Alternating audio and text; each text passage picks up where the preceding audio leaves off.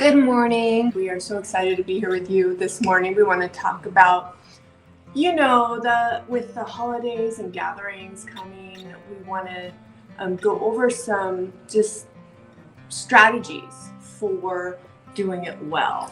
And first, you should know that whenever we're talking about this stuff, we're reminding ourselves. We don't have this stuff mastered. Exactly. We're reminding ourselves while we verbalize it. The truth is, this is a struggle for a lot of people. I almost said everybody, maybe not everybody, but a lot of people. I know it's been a struggle for me in all the different areas, but it especially, I think, comes out during the holidays. Yeah. So we're going to talk a little bit about that. I have my phone. I put some notes about mindset during the holidays, and then we are also going to tackle a fun little project using our trimmings mold, and actually a few molds. You just kind of like pop from project to mindset talk. We kind of set up talking about the events and the holidays and the gatherings. We set up kind of a little, like, some points to hit on. Mm-hmm. Yes. Priorities, planning, and peace. Or three. Look at you alliterating. Wayne would be so proud. My husband was a pastor for 20 years, and he loves alliteration, so we could tease him about that. So we actually today, for the napkin rings, we are going to be using, this is amazing cast resin, and it's a 2-part resin that you mix together, and then that activates it, and then you stir it and pour it into your molds. I love amazing cast resin, but there are some things you have to keep in mind about it. You want to make sure they're completely even, because each part has its purpose, and if you don't mix them perfectly even, they're catalyzed. They won't set up right. Yes. Okay, so I am going to do the trimmings mold. Our trimmings mold is one of my top favorites. If you don't have any IOD yet and you want to start exploring the molds, highly recommend the trimmings because it's so versatile. I have made earrings out of this. I have made I used it for trimmings. The dipped cookie sticks. The dipped cookies. In a clean food mold. We don't use the same one for resin and cooking. Yeah, have one in your kitchen, one in your craft room. Yeah. And and today we're going to be using it to make, bracelets. I've seen people make bracelets. And we're going to be making napkin rings. I am going to use, one of my favorite is this one with all the delicate florals, because it's so incredibly detailed, which you'll get to see. And I use it again and again. That's the one I made earrings out of, and I just used part of the mold and cut them, and they're so darling. So I am pouring these. I have a side view. So when you're doing yours, you will have a side view. There are different ways to be exact in measurement. Josie actually prefers to use a kitchen scale. I simply eyeball it. But I'm very particular about eyeballing it. So I eyeball it very, very particularly. And so, that's, I don't know. I'm going to err on the side of doing too much this morning. And if I make too much, I just pour it in a different mold. I don't waste it. So that I just have extras for later. And, that was a little too much. So now I got to put a little bit more here. Who's seen the Bert and Ernie licorice episode? You brought that up last I know. time It's just so applicable. And I feel like, did it make an impression on anyone else like it made on me? Okay, that is pretty exact. Pretty exact. That is so you. I'm like, let's use this digital scale, and then it's exact. But it's pretty exactly right. So then I'm going to mix them together. Yeah, when you're doing a small amount like that, you probably really want to make sure that you get a thorough empty of the one side. And so I'm going to stir it. And what happens is it will get white and cloudy, and then it will go back clear. And Josie's right. When you have a small amount like that, you're working kind of quickly. You see how it already got clear? Okay, so now I am going to pour it in my flour trimmings here. And I'm going to pour it into the whole thing so I get straight edges.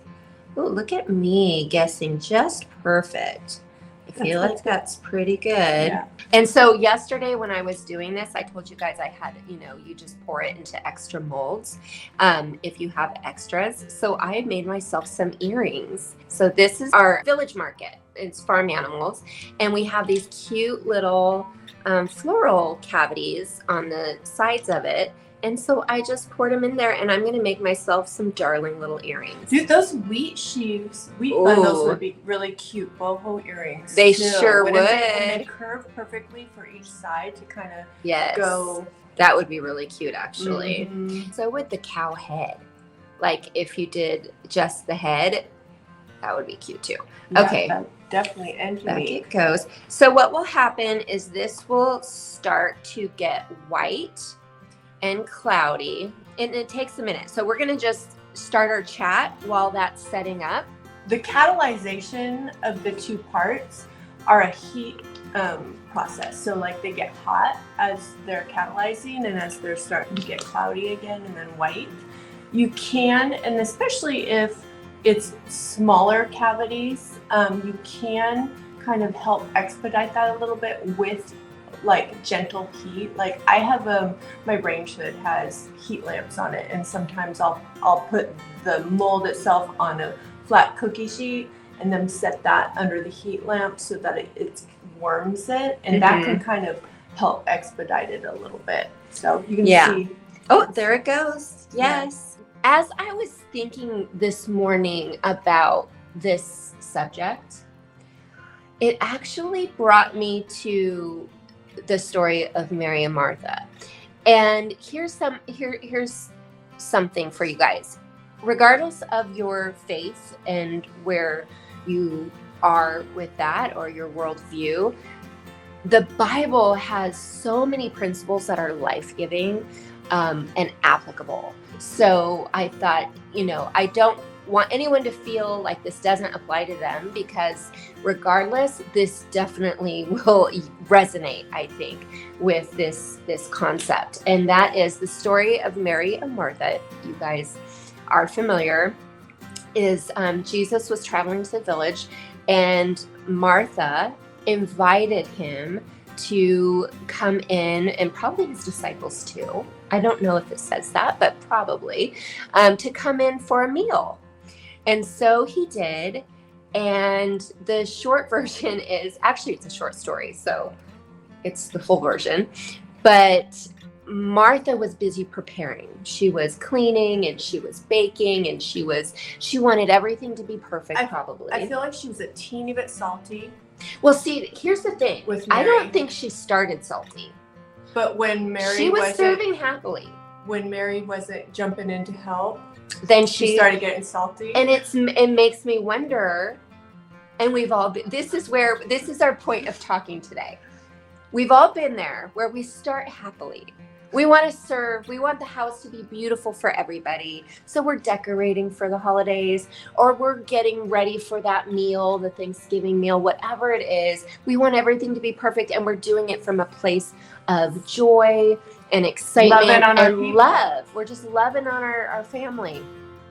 And then somewhere along the lines, same Valeria, stress creeps in, and then that tends to escalate to bitterness. And I think too that you have to really be careful or self-aware about like where your motivation's coming from, because even though we can start with joy, like Sal said, and that's where we're starting at, sometimes I think pride, like you look at pride versus service. And I know for me, and like you said, most of us struggle with this. I know for me, I can quickly jump over from wanting to, because I love cooking. I love preparing. I love doing those gatherings, but it can quickly turn from a heart of service and love to a heart of pride. And I can think of a recent example. Share. Do share. So I like my food to be perfect. I really do. But I've gotten pretty good at not letting it control my peace for the most part. Recently, we were Traegering, I think it was like a prime rib, a really good piece of meat that I was super excited about. And I instructed, I'm thoughtful about instructing. I instructed Aaron, we need to pull it at 135 or whatever it was. I told him the exact when to pull it. We have the internal meat thermometer on there, and that's perfect. And I am kind of picky about not overcooking our beef. And everybody was busy, including Aaron. He was doing all the things and stuff. And he said, okay, I pulled it. It's good. It's done. And I said, oh, great. What temperature was it? And he said it was about 10 degrees above what I had instructed him to pull it. And he said, oh, it was like da da da da. And I was like, I told you what temperature to pull it at. And it was 10 degrees less than that. And I had to really be mindful about not letting that just take over.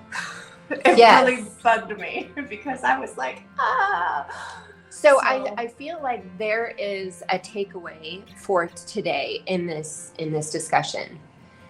Being very self-aware of where your mind is at in the moment, and when you transition, when we're going from joyful to prideful, or joyful to stressful, or whatever your struggle is.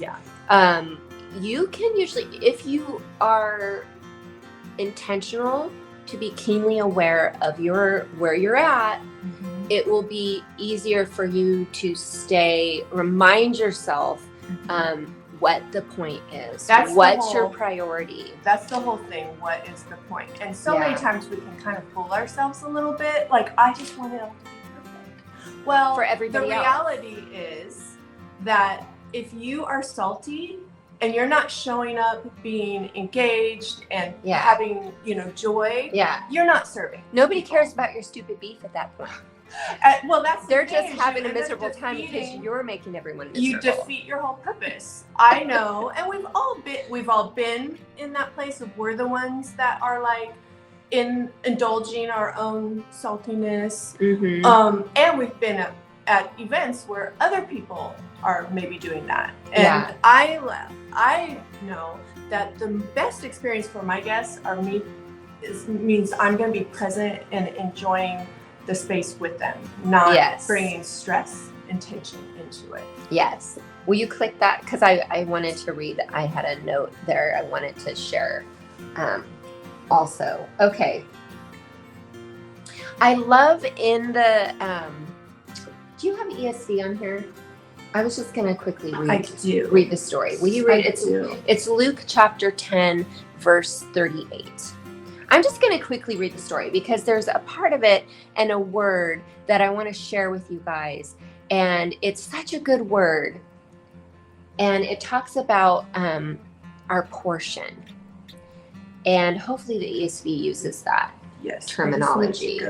So now you guys can see it's all white, but it's still warm. And that is key for our project today, because you want it to be still warm so that it's flexible. Let me see if it is ready. It might not quite be ready.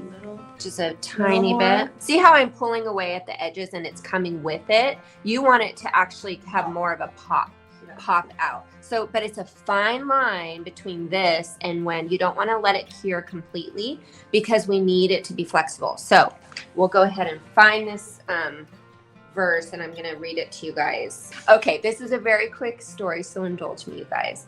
Now, as they went on their way, Jesus entered a village, and a woman named Martha welcomed him into her house. And she had a sister called Mary. So this is kind of a tale of two sisters, who sat at the Lord's feet and listened to his teaching. But Martha was distracted with much serving, and she went up to him and said, "Lord, Do you not care that my sister has left me to serve alone? So somewhere in between inviting him in and this moment, she transitioned.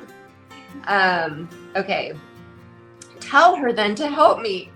But the Lord answered her, Martha, Martha, you are anxious and troubled about many things, but one thing is necessary. Mary has chosen the good portion. That's the part that really got me. And did it take a minute maybe for Martha to like receive that probably? Mary has chosen the good portion, which will not be taken away from her. And that is what I want to really impart on you guys and us, all of us together today, to not accept less than the good portion. Mm-hmm. And that points back to the priorities. Yes. Like what is your purpose? What is your priority? And I think for me, and it might be different for everybody, but I think relationship, connection is honoring the purpose of whatever the holiday is that you're what you're celebrating, and being together with that. And so remember that as you are preparing and doing all the wonderful things to make such a beautiful space and meal for everybody, just remember the good portion. You want the good portion for you. Yeah. You want the good portion for your guests. Mm-hmm. So that just really, I just loved that word. I do too. Portion. And this applies just in so many ways in our lives, because we circle around events, and you think of like weddings. So much of what goes into weddings, so many times is laced with conflict. Yes. Because this is the day and it's got to be just right and all the different things. And when it comes down to it, the things that your guests, whether it's a wedding or whether it's a gathering in your home, the things that resonate and last with your guests is how you made them feel, the connection. Those are the things. Yes. Those are the good things. So. Yes. Okay, so I think we are warm in here. So let's see how we're doing. Oh, did you see that pop? Look at, isn't that nice? I would take the camera down, but then I know. Setting it back up is like, look. Yeah. So you see how it's really flexible? And what I'm gonna do is I'm actually gonna cut this in half, and we're gonna get 2 napkin rings out of this. If you do that, oh my gosh. Then you fine. All right, there. So it's more even now. You have a lot of window here. I noticed yesterday as I was making these. They take quite a while to cure, but look at how cute are these. Isn't that adorable? Look at, while it's drying, I actually you could use the inside of a biscuit cutter or a cookie cutter or something. I had these are just little cutters that we had for clay, and I just found, I think I used, no, that's too small. You know what I ended up using actually was the inside of this, and it was perfect. So these do not have to meet. Mine yesterday did, so you'll see that the one that I had yesterday did meet the seam, but it doesn't have to. So this one's not going to, because I cut it in half instead, so that I could get 2 out of it. Okay. But you certainly, a lot of napkin rings actually are open on the other side, so that's fine too. Accommodate skimpy napkins, so I just use that, and you can use like the inside of a toilet paper tube.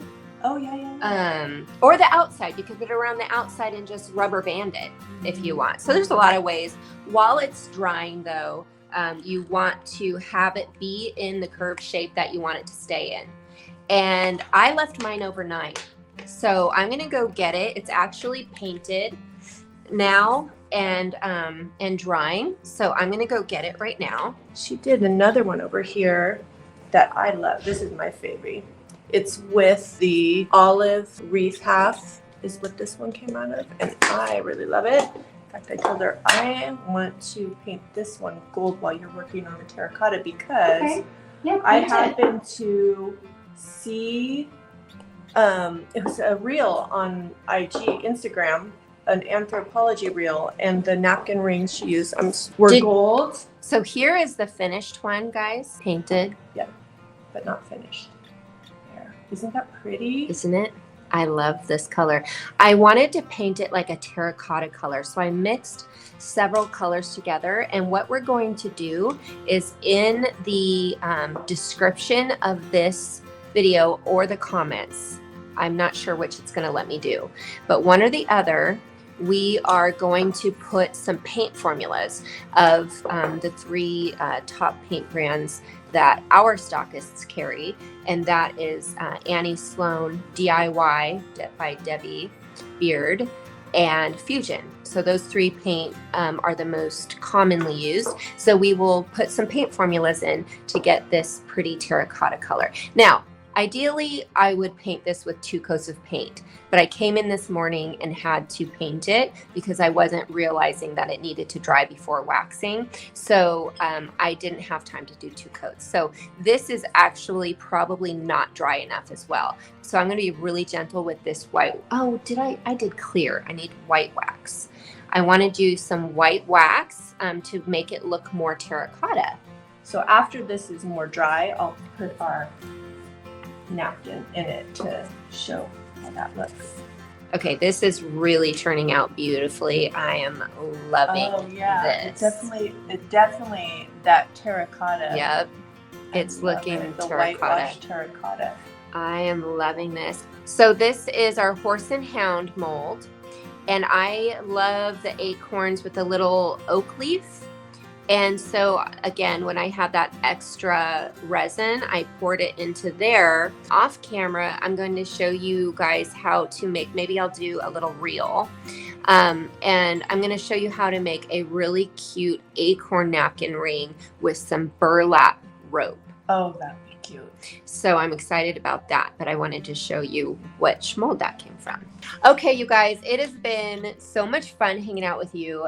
Let us know in the comments what you think, or if this just hit a nerve or actually was a blessing to you. Just let us know, keep the conversation going, and we will definitely be checking the comments and conversing with you guys. So thanks a lot. You guys have an awesome week.